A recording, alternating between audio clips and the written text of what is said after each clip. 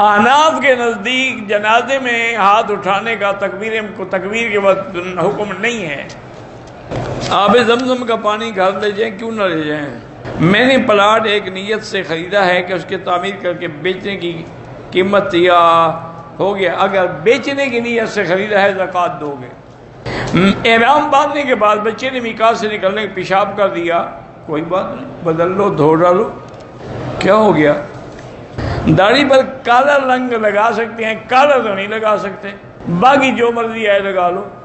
کہتے بیوی کہتی ہے کالا لگاؤ، ٹھیک ہے، پر اس کا ارادہ یہی ہے تو اس کا حکم پورا کرو، تمہیں شریعت سے کیا تعلق ہے؟ ویسے مجھے تمہاری بیوی کی سمجھ نہیں آئی، اس کو تمہاری مردانگی کا پتہ تو ہے، کالی داڑھی سے کیا طاقت بڑھ جائے گی؟ یا تو وہ پاگل ہو گئی ہے یا لوگوں سے بچنا چاہتی ہے کہ تم نے بوڑھے سے شادی کیوں کی ہے، دیکھو اس کی تو سفید داڑھی ہے، تو وہ کہہ سکے بیچارہ نہیں میرا خاوند تو جوان ہے چاہے کچھ بھی نہ ہو۔ اگر کسی بوڑھی غیر محرم عورت کو کوئی جوان مرد کرسی پہ یا ویل چیئر پہ بٹھا کے طواف کرے، کوئی حرج نہیں، اللہ نیتوں کو جانتے ہیں۔ حج اور عمرے میں طواف زبان سے بھی نیت کریں، لبیک بعمرۃ، حضور نے حج کے لیے زبان سے بھی نیت فرمائی ہے، لبیک بحجۃ و عمرۃ۔ میں نے بینک میں 7 سال نوکری کی، اب چھوڑ دی، وہ تنخواہ تمہارے لیے حلال ہے، تم اپنی نوکری کی تنخواہ لیتے تھے، سود تھوڑا لیتے تھے تم، اچھا کیا کہ چھوڑ دی۔ مغرب اور عشاء کی نماز معمولی بارش میں جمع حنفی مسلک میں نہیں ہو سکتی، وطر 3 رکعت ہوتے ہیں حنفی مسلک میں، باقی ائمہ کے نزدیک ایک بھی ہے۔ بھائیوں کی جائیداد میں بہنوں کا حصہ نہیں ہوتا، ماں باپ کی جائیداد میں حصہ ہوتا ہے۔ ماہواری کی حالت میں عورت مکے میں یا مدینے میں حرم کے اندر نہیں آ سکتی، باہر میدان میں بیٹھی رہے۔ عمرے کا تو چھوٹے حج کے برابر ثواب ہے، اور طواف کا ایک غلام آزاد کرنے کے برابر ثواب ہے۔ موزے پر مسا نہیں ہوتا، لیکن موزہ چمڑے کا ہو تو پھر مسا جائز ہے۔ میں نکاح نہیں پڑھاتا ہوں، نکاح یہاں بازون شرعی پڑھاتے ہیں، آپ کسی بھی عالم سے حرم میں نکاح پڑھوا لیں، یہاں ہمارے ساتھی بیٹھے ان سے مل لیں، یہ بھی کسی کو کہہ دیں گے۔ ایک مولوی کہتا ہے کہ شاہ ولی اللہ فرماتے ہیں کہ ہر مہینے تھوڑے تھوڑے پیسے اکٹھے کرو اور پھر محفل میلاد بنائیں، بالکل غلط کہتا ہے، کون سی کتاب میں لکھا ہے شاہ ولی اللہ نے؟ اتنا بڑا جھوٹ بولتے ہو۔ وہ جو ایک بہت بڑے محدث اور بہت بڑے موحد تھے، انعام باندھنے سے پہلے 2 رکعت پڑھتے ہیں، وہ سنت الاحرام میں پڑھو تو ٹھیک ہے، نہ پڑھو تب بھی جائز ہے۔ میری والدہ کو 30 سال سے سایہ ہے، اس کو کیسے پتا ہے کہ سایہ ہے؟ دھوپ میں بیٹھی ہو تو سایہ ہو جاتا نہیں، آخر وجہ بتائیں، 30 سال گزر گئے سایہ کے ساتھ، اب مولوی صاحب سے مطلب پوچھنے آئی ہے، باقی بھی 10-20 سال گزر جائیں گے، بھی کوئی سایہ وایا کوئی نہیں، خام خواہ کے لیے دیوار کے نیچے بیٹھو گی تو سایہ ہے، نہیں بیٹھو گی تو نہیں ہے۔ ایسے لوگوں نے بنایا وہ سایہ ہے، اس پہ اثر ہے، اس کو جی ہوائی مخلوق نظر آتی، سب جھوٹ ہے۔ میں نے اہل کتاب لڑکی سے شادی کی ہے، ٹھیک ہے کوئی بات نہیں، وہ مسلمان ہونا نہیں چاہتی، شادی ٹھیک ہے، نکاح ٹھیک ہے، آپ کا نہیں ہونا چاہتی نہ ہو، اہل کتاب لڑکی سے شادی جائز ہے۔ 2 مہینے ہو گئے اقامہ نہیں بن رہا تو حسبنا اللہ و نعم الوکیل پڑھا کرو۔ عصر اور مغرب کے درمیان میں حنفی مسلک میں نماز نہ پڑھیں، کیونکہ ایک حدیث ہے کہ لا صلاۃ بعد العصر حتی تغرب الشمس۔ بہرحال اگر عورت حیض کے لیے دوائی استعمال کرتی ہے، حیض نہیں آ رہا تو ٹھیک ہے، آ گیا ہے تو پھر حیض ہے۔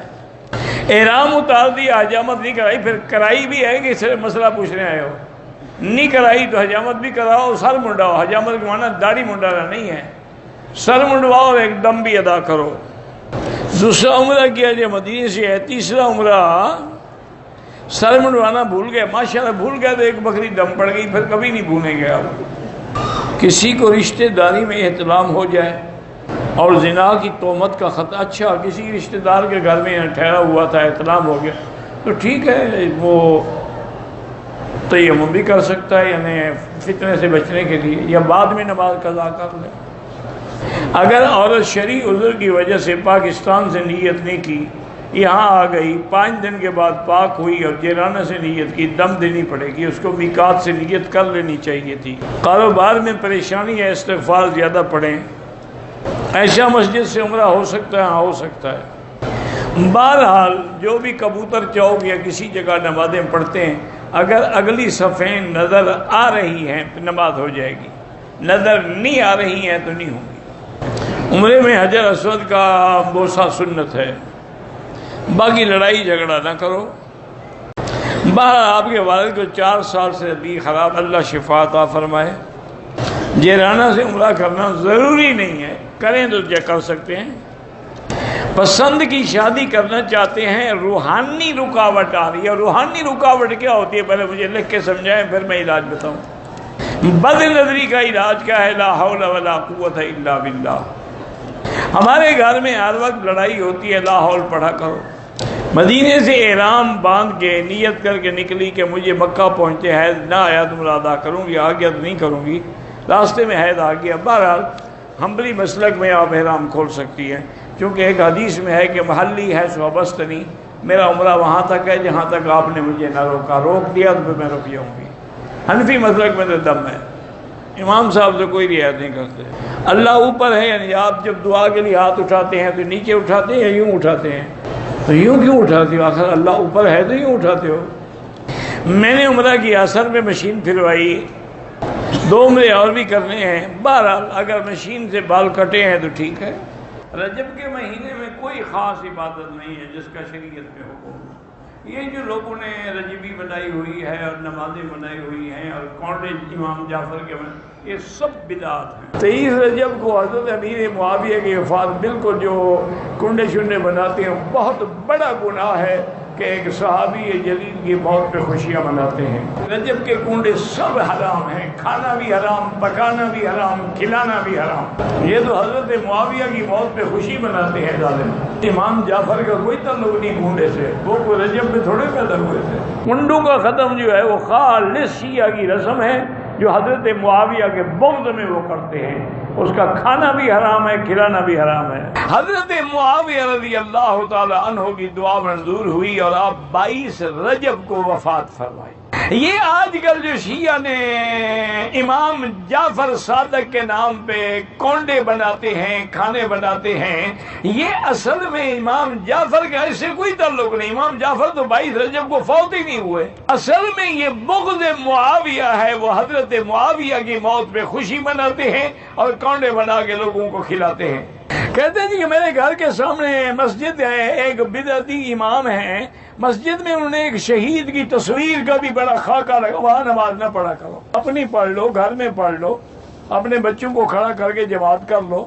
آپ کہتے ہیں کہ سورۃ الرحمن پڑھا کریں شادی کے لیے، حدیث ہے؟ نہیں، حدیث نہیں ہے، یہ بزرگوں کا تجربہ ہے اعمال قرآنی سے۔ جیسے فاتحہ شفا ہے، الرحمن بھی ارائس القرآن ہے۔ چمبل جلد کی بیماری اللہ شفا عطا فرمائے، زمزم سے بڑا علاج میرا بھائی اور کیا ہو سکتا ہے۔ میں امریکہ میں آپ کا درس سن، اللہ پاک قبول فرمائے۔ بیٹی ربیہ کی طبیعت ٹھیک، اللہ ان کو شفائے کاملہ صحت عاجلہ عطا فرمائے۔ 4 عمرے کی صفا مروہ 7 پہ کرنے کے بجائے 14 مرتبہ کیا، بہرحال اللہ قبول فرمائے، آئندہ 7 ہی کیا کرو۔